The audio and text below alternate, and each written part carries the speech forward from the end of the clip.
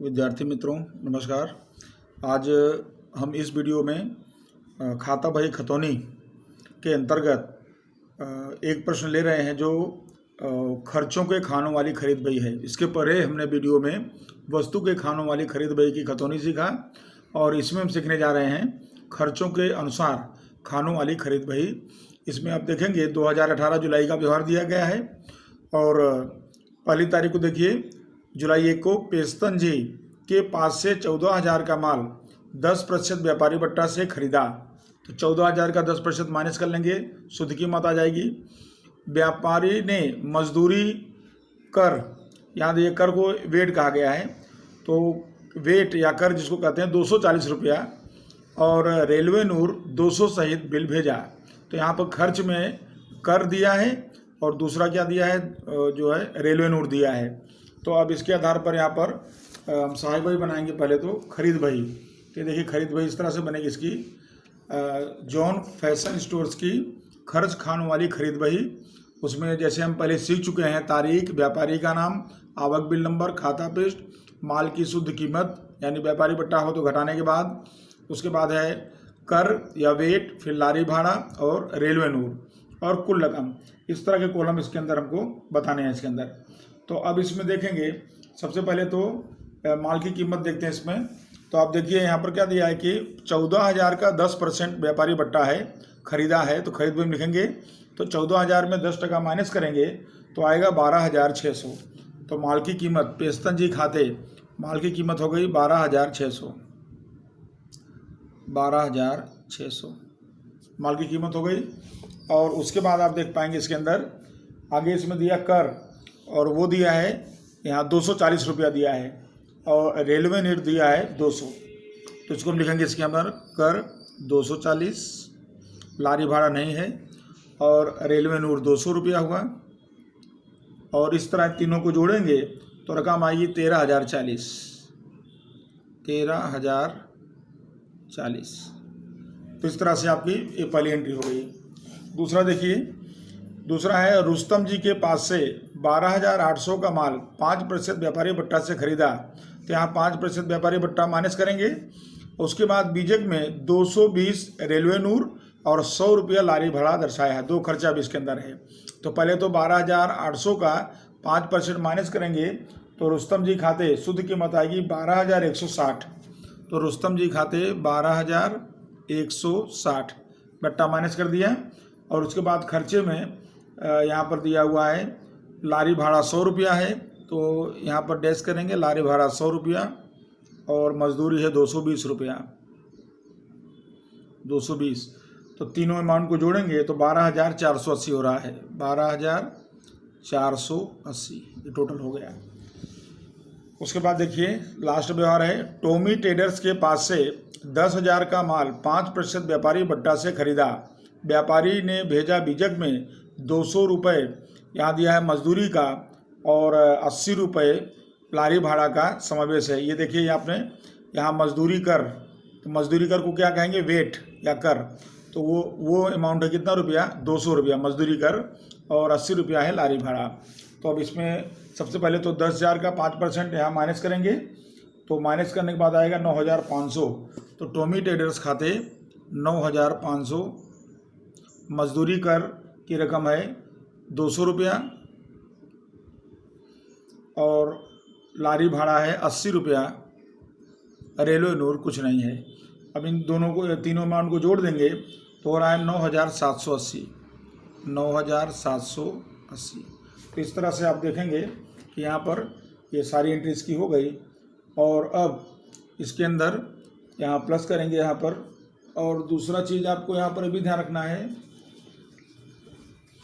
कि यहाँ पर जैसे ये कर है या वेट है तो यहाँ मजदूरी सब लिखा हुआ है और यहाँ पर आपको यहाँ मजदूरी दिया हुआ है, तो उसको हमने यहाँ पर ये कर या वेट के रूप में लिया है। तो ये 200 रुपया आपको वही गिनना है। मजदूरी का कॉलम नहीं बनाया हमने, कर का कॉलम बना लिया वेट का। और अब इसके बाद टोटल करेंगे तो टोटल में देखिए यहाँ पर तीन, पहले देखते हैं माल की शुद्ध कीमत। तो माल की शुद्ध कीमत हो रही है 12,600, 12,160 और 9,500। इनको जोड़ेंगे तो 34,260। 34,260। 240 और 200 हो गया 440। लारी भाड़ा का हो गया 100 और 80 यानी 180। रेलवे नूर का 200 और 220 यानी हो गया 420। और इन सबको जोड़िए और इन सबको जोड़िए तो आपका टोटल मिल जाएगा। और टोटल आएगा 35,300। 35,300 ये टोटल आ गया। तो इस तरह से ये हमारा खर्च खानों वाली खरीद बही हमने तैयार कर लिया है। अब खाते कैसे बनाएंगे, तो खाते आपको यहाँ पे ध्यान रखना है इसके अंदर कि एक तो खरीद बही है तो खरीद खाता बनेगा, और उसके बाद इसमें खर्चों के खाते, कर या वेट का खाता, लारी भाड़ा खाता, रेलवे नूर खाता ये बनेगा। और उसके बाद जो लेनदार हैं, व्यापारी हैं, उनके खाते बनेंगे, पेस्तन जी खाता, रुस्तम जी खाता और टॉमी ट्रेडर्स खाता। अब हम एक एक खाते को एक साथ में लिखते जाते हैं। सबसे पहले खरीद खाता। खरीद खाता हमने जैसे पहले सीखा खतौनी करते समय वैसे ही करना है। तो यहाँ खरीद खाता में शुद्ध कीमत का टोटल, तो शुद्ध कीमत का टोटल कितना है 34,260 टोटल आएगा। और आपने ये भी देखा कि जहाँ पर टोटल लिखा जाए वहाँ पर डेट, अंतिम डेट लिखी जाती है। अंतिम डेट कौन सी है, 3 तारीख है, तो इसलिए 3 तारीख को लिखेंगे। और खरीद खाता में हमेशा उधार एंट्री करने का होता है कि खरीद खाता के उधार में 2016 फुटकर लेनदार खाता और खानों वाली खरीद बही के अनुसार, और इसका टोटल हो रहा है 34,260। तो यहाँ लिख देंगे 34,260, ये खतौनी हो गई। और उसके बाद खर्चे हैं। खर्चों में पहले कर, फिर दूसरा लारी भाड़ा, तीसरा रेलवे नूर, 3 खर्चे हैं। और खरीद है तो खर्चे तो उधार होते ही हैं, तो खर्चों को उधार करेंगे। तो कर में कुल कितना टोटल हो रहा है 440। अंतिम तारीख कौन सी है 3, तो 3 तारीख को 440 कर में उधार करेंगे। तो देखिए कर या वेट खाता 2016 जुलाई 3 फुटकर लेनदार खाता खरीद बही के अनुसार, और इसका टोटल हो रहा है 440। तो कुल खर्चा आपको यहाँ लिख देना है 440। उसी तरह से लारी भाड़ा देखिए, यहाँ पर लारी भाड़ा और भाड़ा टोटल 180। उसी तरह से ये देखिए लारी भाड़ा 3 तारीख को फुटकर लेनदार खाते खरीद बही के अनुसार, और टोटल है इसमें कितना 180। यानी बिल्कुल सिंपल है, खरीद खाता उधार किए, खर्च खाता भी उधार होंगे साथ साथ में। उसके बाद देखिए रेलवे नूर खाता, और रेलवे नूर खाते का टोटल 420 हो रहा है। ये देखिए 3 तारीख को फुटकर लेनदार खाते 420 हो गए। अब उसके बाद आता है लेनदारों खाते। लेनदार पहले कौन है, पेस्तन जी है। तो देखो हमने खरीद खाता उधार किया, यहाँ पर जैसे हमको पीछे आपको समझाए थे, ये खरीद खाता उधार हो गया। तो इसके अंदर जो लेनदार हैं सब क्या हो जाएंगे, जमा हो जाएंगे, जिनके जमा पक्ष में एंट्री आएगी। अब जैसे हैं पेस्तन जी, तो पेस्तन जी में देखना है एक तो माल की कीमत यानी खरीद खाते, कर खाते और रेलवे नूर खाते। तो इस तरह से 3 एंट्री होगी। रुस्तम जी के जमा में खरीद खाते, लारी भाड़ा खाते, रेलवे नूर खाते, ऐसी एंट्री होगी। और टॉमी ट्रेडर्स के खाते में खरीद खाते और कर या वेट खाते, लारी भाड़ा खाते। तो इस तरह से एंट्री करना है जमा पक्ष में, बस यही आपको रखना है ध्यान में। तो अभी इसमें एंट्री करते हैं। सबसे पहले आता है पेस्तन जी। तो पेस्तन जी में 1 तारीख का व्यवहार है, तो खरीद खाता इनकी रकम है 12,600। तो हमने 12,600 लिख दिया। आप लिख सकते हैं खरीद बही के अनुसार, या खरीद भी लिख सकते हैं इसके अंदर। फिर उसी तारीख को कर है या वेट, तो उसकी अमाउंट यहाँ पर दिया हुआ है वो है 240। और उसी तारीख को रेलवे नूर है, तो रेलवे नूर हमने देखा था 200 रुपया, ये खतौनी हो गई। अब इसी तरह सारे लेनदार को जमा करते जाएंगे। अब आता है रुस्तम, 2 तारीख को है, उनकी माल की शुद्ध कीमत है रुस्तम की 12,160। तो खरीद खाते हम बताएंगे 12,160 ये रुपये हो गया। ये 2 तारीख खरीद खाते, और उसी तारीख को लारी भाड़ा खाते, तो लारी भाड़ा खाते 100 रुपया है। और उसी तारीख को रेलवे नूर खाते हैं 220 रुपया, 220 हो गया। अब उसी तरह से टॉमी ट्रेडर्स 3 तारीख का व्यवहार है, तो खरीद खाता इसमें खरीद कर की रकम है 9,500 खरीद बही के अनुसार, 9,500। और कर या वेट है इसमें, और वो रकम है 200। और उसके बाद है तीसरा, वो 3 तारीख को वही लारी भाड़ा खाता है, इसमें दिया हुआ है 80 रुपया। बस एकदम सिंपल, आपका सवाल पूरा हो गया। तो आप इसको एक बार देख लीजिए। यहाँ पर हमने खाते में खरीद खाता बनाया, फिर कर या वेट खाता, लारी भाड़ा खाता, रेलवे नूर खाता, 4 खाते हो गए। 5वां पेस्तन जी, 6ठा रुस्तम जी और 7वां टॉमी टेडर्स खाते, 7 खाते बने। इसमें से खरीद खाता कुल रकम से उधार हो गया और वेट 440 से उधार हो गया, लारी भाड़ा 180 उधार हो गया, रेलवे नूर 420 उधार हो गया और पेस्तन जी जमा हुआ 12,600 240 200, रुस्तम जमा हुआ 12,160 100 220 और टॉमी टेडर्स जमा हुआ 9,500 200 और 80। एकदम सिंपल खतौनी इसकी है और हमको यहाँ पर खतौनी ही सीखना है, बाकी हम पहले सीख चुके हैं। तो इस तरह से विद्यार्थी मित्रों हमारा सहायक बही में जो है जो पोर्शन में हमने खतौनी खानों वाली, सादी वस्तु खानों वाली ये सीख लिया। अब इसी आधार पर कभी बिक्री बही पूछी जाए तो खाली आपको इसका उल्टा कर देना है, तो बिक्री बही की खतौनी भी आप आसानी से कर पाएंगे। और हमारा इस चैप्टर का जो है मुख्य उद्देश्य है खतौनी करना सीखना। अब हम सीखते हैं रोकड़ बही की खतौनी कैसे होती है। तो रोकड़ बही की खतौनी के लिए सबसे पहले तो इसमें हम व्यवहार देखेंगे इसमें। तो अब देखिए यहाँ पर पहले रोकड़ बही बनाएंगे। तो यहाँ देखिए महाशंकर स्टोर्स के व्यवहार निम्नलिखित हैं, इसके आधार पर 3 खानों वाली रोकड़ बही तैयार करके खतौनी कीजिए। अब आप रोकड़ बही सीख चुके हैं तो खाली हम यहाँ खतौनी रोकड़ बही पहले बना लेते हैं और फिर सीधा खतौनी सीखते हैं। अब देखिए 1 तारीख को रोकड़ शेष और बैंक शेष दोनों शेष है तो उधार साइड आएगा। उधार पक्ष में रोकड़ में 30,000 और बैंक में कितना आएगा 42,000 आएगा। तो इस तरह से इसमें दोनों एंट्री हम कर देते हैं। ये देखिए रोकड़ खाते, यहाँ पर रोकड़ बही हुआ 3 खाने वाली जैसे बनाते थे, तारीख, आय, रसीद नंबर, खाता पृष्ठ, दिया बट्टा, रोकड़ बैंक, तारीख, व्यय, वाउचर नंबर, खाता पृष्ठ, प्राप्त बट्टा, रोकड़ बैंक, बस सेम वही बना दिए। अब उधार साइड में शेष आगे लाए 30,000 और 42,000। तो यहाँ पर रोकड़ में 30,000, रोकड़ में 30,000 और बैंक में 42,000, ये दोनों एंट्री हमने यहाँ पर लिख दिया। फिर उसके बाद देखिए यहाँ पर धंधा के लिए बैंक में से 12,000 निकाले, तो 12,000 निकालेंगे तो ये जो है जमा खर्ची व्यवहार है। 12,000 बैंक से निकाले तो ये जमा खर्ची व्यवहार है। तो इसका मतलब क्या हुआ कि बैंक में से तो बैंक शेष घटेगा और रोकड़ शेष बढ़ेगा। तो रोकड़ शेष बढ़ा देते हैं। तो ये देखिए रोकड़ शेष बढ़ गया 12,000 से, उधार कर दिया, बढ़े तो उधार करना है, बढ़ा कर दिया, यहाँ लिख दिया जमा खर्ची। और बैंक शेष घटा देंगे तो यहाँ बैंक शेष घट जाएगा रोकड़ के नाम से और बैंक शेष कितना घटेगा 12,000 घटेगा। तो बैंक में से निकाला और धंधे में लाए, बैंक से आवक हुई, रोकड़ में आवक हुई। फिर उसके बाद है अगला रोकड़ खरीदी 5,500, रोकड़ बिक्री 16,000, दोनों एंट्री यहाँ पर दिया हुआ है।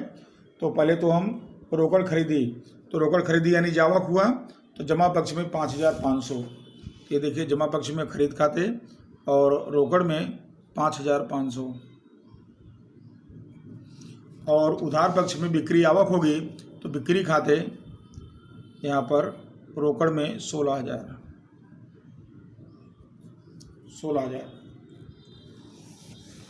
फिर उसके बाद आता है ऑफिस स्टेशनरी खरीदने के लिए 1,200 का चेक दिया। अब 1,200 जावक चेक से यानी बैंक से हो रही है तो बैंक में जावक बताएंगे स्टेशनरी खर्च खाते 5 तारीख को 1,200। तो यहाँ पर स्टेशनरी खर्च खाते बैंक में जावक बताएंगे तो यहाँ डैश करेंगे और बैंक में 1,200 रुपया जावक के रूप में हो गया। फिर उसके बाद है शिवशंकर को 4,515 देवा पेटे रुपया 4,500 का चेक पूर्ण हिसाब में दिया। अब ये जावक हो रही है, कितनी जावक हो रही है 4,500, कितना होना था 45 15, कितना कम हो रहा है 15, तो 15 रुपया प्राप्त बट्टा हो जाएगा। तो बट्टा में 15 और बैंक में 4,500, इस तरह से इसकी एंट्री आएगी। तो यहाँ शिवशंकर खाते बट्टा में कितना रुपया हो गया 15 और बैंक में हो गया 4,500। उसके बाद है 9 को देवशंकर के पास से 16,200 के लेना पेटे, 6,000 नगद, 10,000 का चेक पूर्ण हिसाब में मिला, यानी अब इसके बाद नहीं मिलेगा तो 200 रुपया यहाँ दिया बट्टा हो जाएगा। तो दिया बट्टा में 200, रोकड़ में 6,000 और बैंक में 10,000, इस तरह से इसकी एंट्री हो जाएगी। तो आवक में उधार कर देंगे देवशंकर खाते, यहाँ बट्टा में हमने लिखा 200 और रोकड़ में हो जाएगा 6,000 और बैंक में हो जाएगा 10,000। तो 16,200 का हिसाब पूरा हो गया। उसके बाद आता है अगला व्यवहार। वर्तमान पत्र में विज्ञापन के लिए उमा शंकर न्यूज़ एजेंसी को 2100 का चेक दिया है। तो कुल मिलाकर ये कौन सा खर्च है? विज्ञापन खर्च है। जावक हो रहा है, चेक से हो रहा है, तो बैंक में कमी हो रही है। तो बैंक में जमा पक्ष में बताएंगे 2100 रुपया। देखिए जमा पक्ष में 10 तारीख को विज्ञापन खर्च खाते और बैंक में 2100 रुपया। जो चेक दिया वो रकम यहाँ बता देंगे 2100। फिर आता है दुकान का लाइट का बिल 2200 और घर का लाइट का बिल 1200 धंधा में से चुकाए। अब यहाँ धंधा में से चुकाए, चेक तो दिया नहीं है तो रोकड़ हुआ, तो रोकड़ जावक हो रही है। तो दुकान का लाइट बिल जो है बिजली खर्च हो गया और घर का लाइट बिल आहरण हो गया।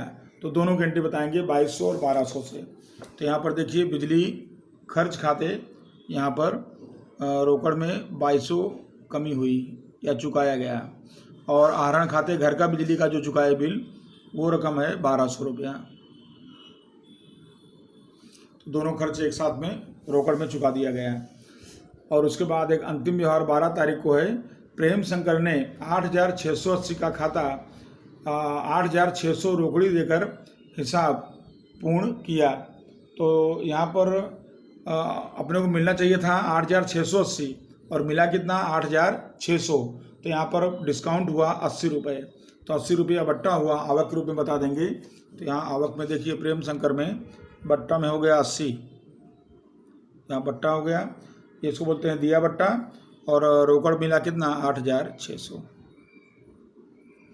इस तरह से हमारा ये रोकड़ भाई कंप्लीट हो गया। अब इसका हम शेष निकाल लेंगे। तो सबसे पहले रोकड़ खाते में देखते हैं।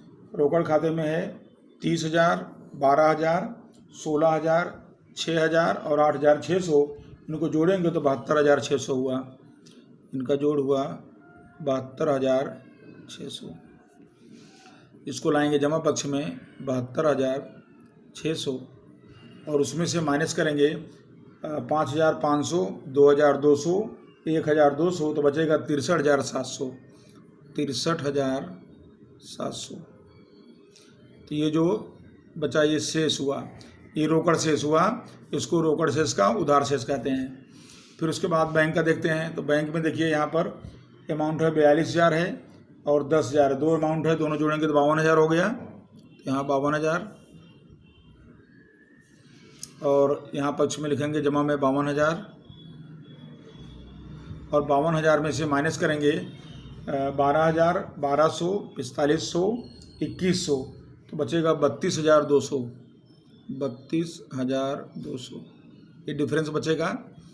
और उसके बाद दिया बट्टा, ये दिया बट्टा है तो दिया बट्टा का टोटल है 200 और 80, यानी कितना हो गया? 280।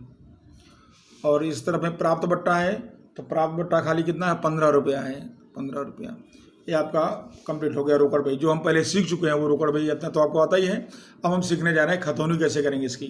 तो खतौनी देखिए महाशंकर स्टोर्स की बही की खाता बही, उसमें अब हम यहाँ पर खतौनी जब करेंगे तो इसके अंदर जैसे देखिए आप जमा पक्ष में हमें यहाँ पर दिया है। आपको ध्यान रखना है कि रोकड़ बही में कभी भी रोकड़ खाता बैंक खाता नहीं बनेगा, क्योंकि रोकड़ और बैंक का शेष यही निकल गया। देखिए रोकड़ का शेष कितना आया? 63,700। बैंक का शेष कितना आया? 32,200। तो रोकड़ और बैंक यहाँ कंप्लीट हो गया। आपको ये दो खाता नहीं बनाना है, उसके अलावा खाते बनाने हैं आपको।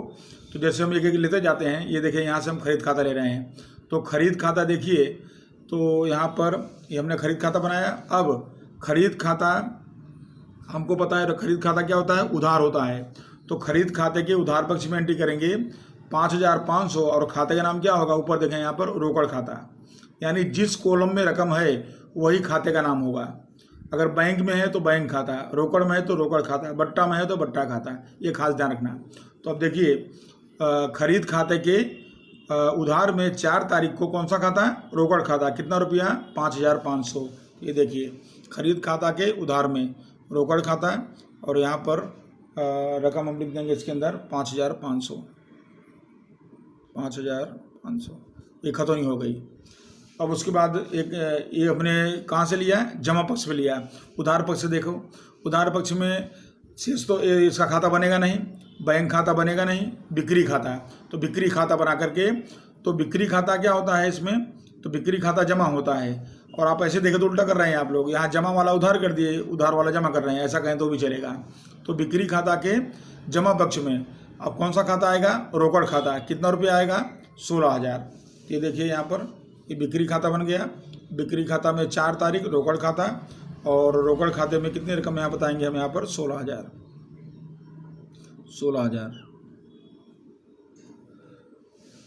16,000 हो गया। उसके बाद अब देखते हैं, अब देखिए इधर फिर से एक एक एंट्री ले रहे हैं। जमा पक्ष में एक एंट्री लेते हैं। स्टेशनरी खर्च खाता देखो यहाँ दिया हुआ है, तो जमा पक्ष में दिया है तो इसको उधार में एंट्री करेंगे। उधार में कितनी एंट्री करेंगे? तो ये देखिए 1200। कौन से नाम से करेंगे? बैंक खाते। तो स्टेशनरी खर्च खाते के उधार में बैंक खाते 1200। ये देखिए स्टेशनरी खर्च खाते के उधार में 5 तारीख को बैंक खाते 1200। अब आपको समझ में आ गया होगा कि किस तरह से एंट्री हो रही है, क्योंकि हमने उधार जमा दोनों साथ में ले लिया है। और अब उसके बाद अगला खाता यहाँ पर देखते हैं। तो अगला खाता है शिव शंकर खाता हमने बनाया है। तो अब आप जैसे देख रहे हैं इसमें शिव शंकर जमा पक्ष में है, तो उसको उधार में एंट्री करेंगे। उधार में देखो कौन सी एंट्री करेंगे? उधार में ये देखिए बट्टा खाते कितना बताएंगे? 15, और बैंक खाते कितना बताएंगे? 4500। तो ये 2 रकम यहाँ पर आएगी उधार पक्ष में, शिव शंकर खाते के उधार में। तो यहाँ पर ये शिव शंकर खाता, और उसके उधार में बैंक खाते 4,500। यहाँ पर बैंक खाते में 4,500, और बट्टा खाते में कितना रुपया है? 15 रुपया। खत्म ही हो गई। फिर उसके बाद अगला खाता हमने बनाया है देवशंकर खाता। तो देखिए देवशंकर खाता यहाँ पर कहाँ पर है? उधार में है, तो इसके जमा में एंट्री करेंगे। और जमा में कैसे एंट्री करेंगे? तो बट्टा खाते 200, रोकड़ खाते 6,000, बैंक खाते 10,000, यानी 3 एंट्री इसमें आएगी। तो उसके अंदर अपनी एंट्री करते हैं। इसके अंदर ये देखिए देवशंकर खाता जमा पक्ष में 9 तारीख को, बट्टा खाता यहाँ पे 200, और उसके बाद रोकड़ खाता 6,000, और बैंक खाता 10,000। खत्म नहीं हो, एकदम सामान्य एंट्री है, बिल्कुल खत्म नहीं, आपको आराम से आ जाएगी। तो ये अपने देवशंकर खाता बना दिया। अब इसके बाद देखते हैं अगला हम यहाँ से ले रहे हैं विज्ञापन खर्च खाता। देखिए तो विज्ञापन खर्च खाता है, तो इसके उधार में एंट्री करेंगे। और उधार में कितनी एंट्री करेंगे? बैंक खाता 2,100 रुपया, बैंक खाते के नाम से इसमें एंट्री आएगी।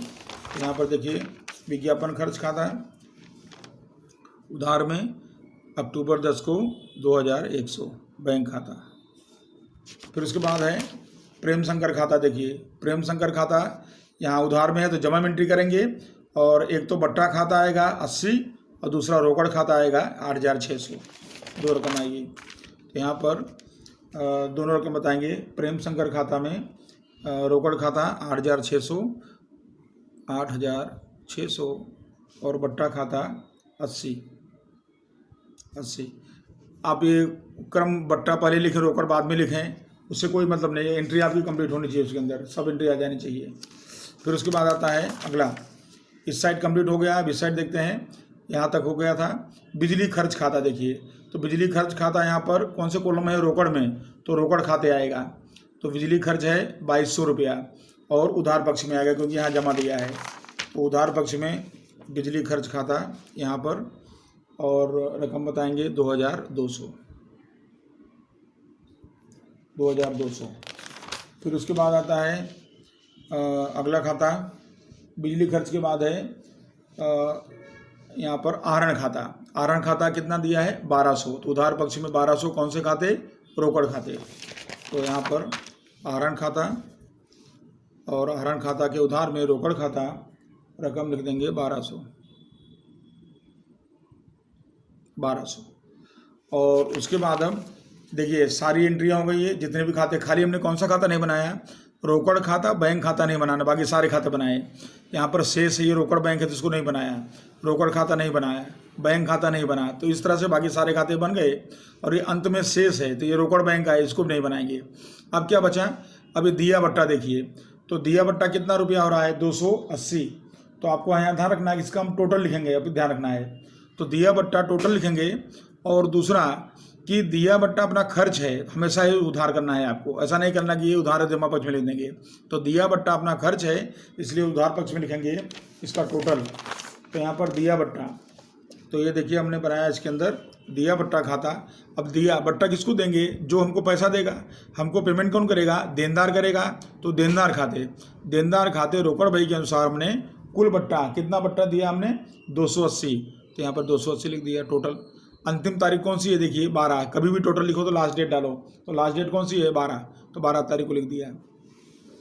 उसके बाद आता है प्राप्त बट्टा। देखिए तो प्राप्त बट्टा यहाँ पर देखिए इस तरफ में है।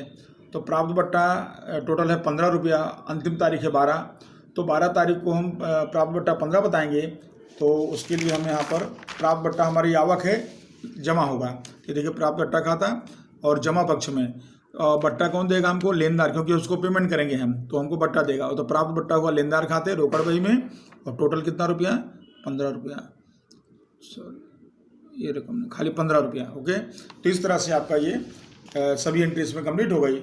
और आपको मुझे लगता है कि रोकड़ बही का आपने जो खतौनी देखा, ये और भी सरल है। यानी खतौनी का जो स्टेप है पोस्टिंग करने का, वो आपका बिल्कुल एकदम सामान्य है, जो आपको समझ में आ जाए इस तरह से है। अब हम इसी में एक और प्रश्न लेते हैं, तो ये हमारा एक वीडियो कंप्लीट हो जाएगा। इसमें हम ले रहे हैं अब रोकड़ बही में खर्च खाने वाली लघु रोकड़ बही। ये देखिए, ये हमने सीखा हुआ है। निम्नलिखित व्यवहार को अनेक स्टोर्स की बही में, लघु रोकड़ बही में तैयार करके उसकी खतौनी कीजिए। अब लघु रोकड़ बही हमने पहले बनाया हुआ है, उसके आधार पर बनाएंगे। इसमें खर्चे में हम देख लेंगे, पहले मजदूरी है, स्टेशनरी है, डाक तार है, बराबर। तो ये देखिए हमने कॉलम यहाँ बना लिए हैं। यहाँ पर अनूप स्टोर्स की लघु रोकड़ बही, जैसे हमने रोकड़ बही के चैप्टर में सीखा था, आवक, तारीख, विवरण, वाउचर नंबर, कुल खर्च, और कुल खर्च के बाद खर्च का विवरण में स्टेशनरी खर्च, मजदूरी, लारी भाड़ा, डाक तार, फुटकर खर्च, खाता पृष्ठ और व्यक्ति खाते, इतने कॉलम बना लिए हैं। और अब देखते हैं इसके अंदर जमा रकम। सबसे पहले इसमें दिया है, आप देखेंगे तो इस रोकड़ बही के अंदर रोकड़ का शेष दिया है पहले। तो रोकड़ शेष हम कहाँ लिखेंगे? इसके अंदर हम आवक में बताएंगे, क्योंकि इसमें आवक के रूप में दर्शाई जाएगी रोकड़ शेष। तो रोकड़ शेष है इसमें 2800। तो 2800 रुपये यहाँ पर शेष आगे लाए। तो यहाँ आवक देखिए, ये कॉलम है, और यहाँ लिखेंगे 2800। और यहाँ खर्चों में आपको यहाँ पर नील कर सकते हैं आप, खर्च में कुछ नहीं बताना है। और उसके बाद है कैशियर ईशान के पास से 5000 मिला। ये मुख्य कैशियर के पास से मिला, ऐसा आपको मानना है। तो मुख्य कैशियर के कितना मिला? 5000। तो ये भी अपनी आवक है। तो यहाँ आवक में हमने दर्शा दिया, मुख्य कैशियर खाते 2 तारीख को 5000। और उसके बाद यहाँ खर्चों में हमने यहाँ नील बता देंगे, कोई खर्चा नहीं। फिर उसके बाद अगला व्यवहार देखिए। अगला व्यवहार है मजदूरी के 250 और लारी भाड़ा के 120 चुकाए। तो मजदूरी और लारी भाड़ा 2 खर्चे एक साथ दिए हैं। तो यहाँ हमने लिखा 3 तारीख को मजदूरी और लारी भाड़ा खाते दोनों मिला के हुए 370 रुपये। 370 रुपये। उसमें स्टेशनरी, उसमें मजदूरी का है 250। तो मजदूरी में हमने यहाँ लिख दिया 250 और लारी भाड़ा 120। फिर उसके बाद है स्टेशनरी का खर्चा है, इसके बाद दिया है स्टेशनरी के लिए 320 चुकाए। तो स्टेशनरी खर्च 320 है। तो 4 तारीख को स्टेशनरी खर्च, और यहाँ रकम बताएंगे 320 कुल रकम है, और उसमें से स्टेशनरी में कितना बता देंगे? 320, और बाकी सब में मिल कर देंगे।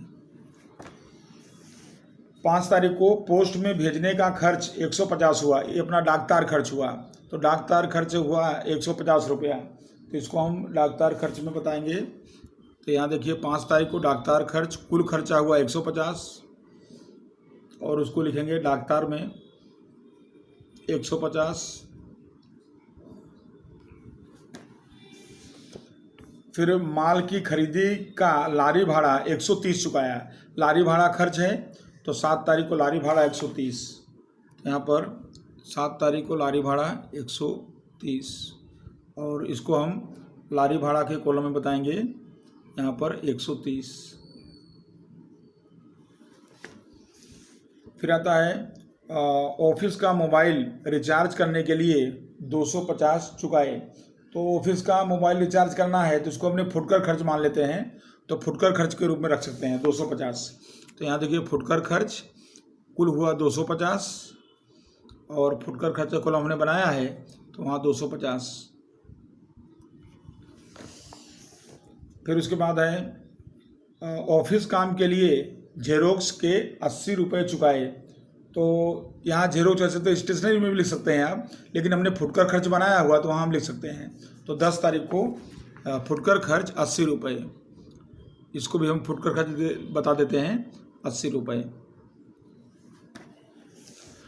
और उसके बाद है पूर्वी को 1200 और हिया को 800 चुकाए। यहाँ 2 व्यक्तियों को चुका रहे हैं हम अलग अलग, तो 2 व्यक्ति को चुका रहे हैं, तो पूर्वी खाते और हिया खाते दोनों कुल कितना चुका रहे हैं इसके अंदर 1200 और 800। तो यहाँ देखिए पूर्वी को कितना चुकाए 1200 और हिया को चुकाए 800। इसके लिए हमने व्यक्ति खाता बनाया हुआ है, तो व्यक्ति खाता में यहाँ 1200 और यहाँ हो जाएगा 800।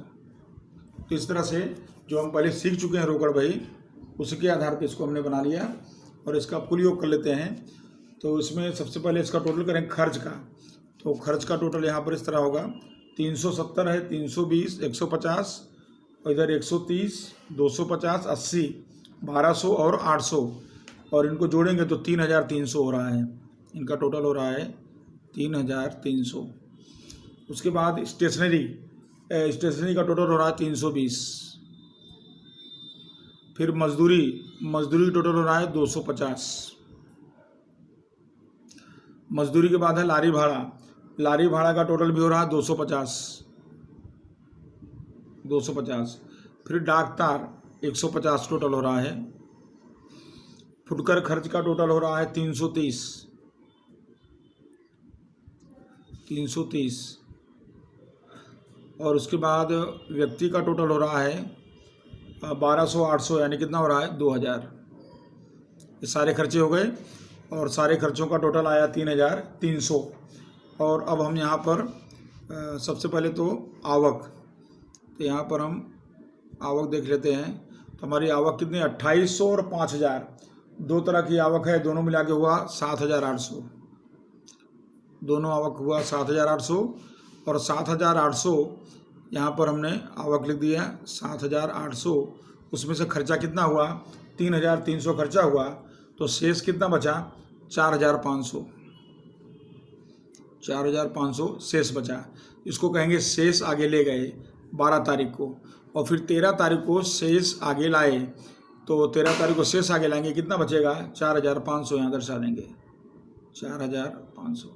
ये हमारी हो गई लघु रोकड़ बही, ये आपको ख्याल में आ गया इसके अंदर। अब लघु रोकड़ बही की खतौनी कैसे करते हैं वो देख लेते हैं। तो यहाँ पर लघु रोकड़ बही खतौनी बहुत आसान है। इसके अंदर हमको खर्चों को ध्यान रखना है।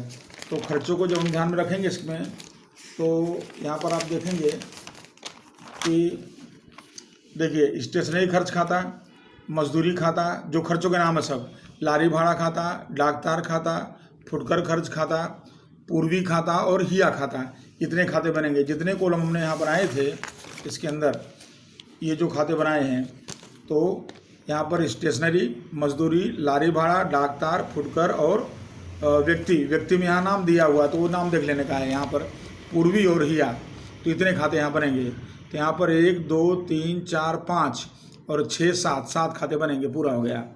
और दूसरा ध्यान रखना है कि ये खर्च अपने खर्चों का हिसाब किए हैं, तो सारे खाते का क्या करना, आपको उधार कर देना है टोटल अमाउंट से।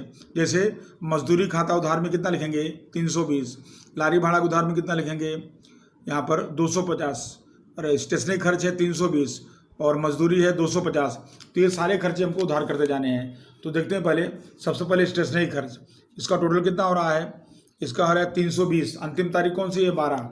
देखिए यहाँ पर अनूप स्टोर्स की खाता बही में स्टेशनरी खर्च खाता, उधार में देखिए अंतिम तारीख 12 तारीख, और हमेशा लिखना रोकड़ बही लघु रोकड़ बही के अनुसार, और कितना टोटल उसका है 320। तो यहाँ पर हम रोकड़ बही लिख देंगे इसके अंदर 320 स्टेशनरी खर्च में 320 हो गया। उसके बाद है मजदूरी खाता। मजदूरी खाता आप देखिए यहाँ पर, तो मजदूरी खाता ये रहा, और इसका टोटल है कितना रुपया 250। तो 12 तारीख को अंतिम तारीख को 250 रुपया बताएंगे। उसी तरह से रोकड़ खाते, तो अब यहाँ पर देखिए इसको, अब देखिए सारे खाते इस तरह करते जाएंगे। तो रोकड़ खाते यहाँ पर मजदूरी में 250। उसी तरह से लारी भाड़ा का टोटल जो हमने लिखा है वो है 250। तो लारी भाड़ा में भी रोकड़ खाते 250। सब में एक ही चीज़ उतारते जाना है, रोकड़ खाते रोकड़ बही लघु रोकड़ बही, रोकड़ खाते लघु रोकड़ बही, ऐसे लिखते जाना है आपको। फिर उसके बाद डाकतार खाता है, तो डाकतार में हमने टोटल लिखा था, तो डाकतार का टोटल यहाँ पर लिखा है 150, तो 150 लिख देते हैं इसके अंदर 150। फिर फुटकर खर्च टोटल है 330। सब में रोकड़ खाते लघु रोकड़ बही। फिर पूर्वी खाता व्यक्ति खाता है, उसमें हमने लिखा था रकम 1200 रुपया, तो रोकड़ खाते यहाँ 1200 रुपया। और हिया खाते के खाता बचा है लास्ट, तो हिया खाता में भी हमने कितना चुकाया था 800 रुपया।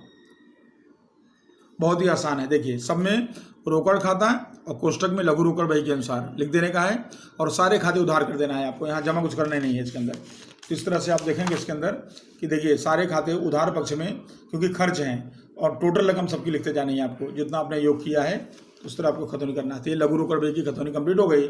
तो इस तरह से हमारे इस वीडियो में आपका रोकड़ बही में आपने रोजनामचा, सहायक बही और 4 बही जिसमें खरीद बही, बिक्री बही, वापसी बहियाँ, और मुख्य रोजनामचा, रोकड़ बही, लघु रोकड़ बही, खानों वाली खरीद बही और वस्तु खानों वाली खरीद बही। तो आप सभी प्रकार के खतौनी आपको इसमें जो है उसका ख्याल आ गया होगा, सभी कंप्लीट हो गया है। अब हम अगला वीडियो जो बनाएंगे, तो अगले वीडियो में हम खाते का शेष कैसे निकालते हैं उसको सीखेंगे, और खाते का शेष अगर हम निकाल लिए तो हमारा खतौनी का पूरा सवाल कंप्लीट हो जाता है। तो अब अगले वीडियो में फिर से मिलेंगे हम, और उसके अंदर हम सीखेंगे खाता बही खतौनी में खतौनी करके शेष कैसे निकाला जाए। नमस्कार।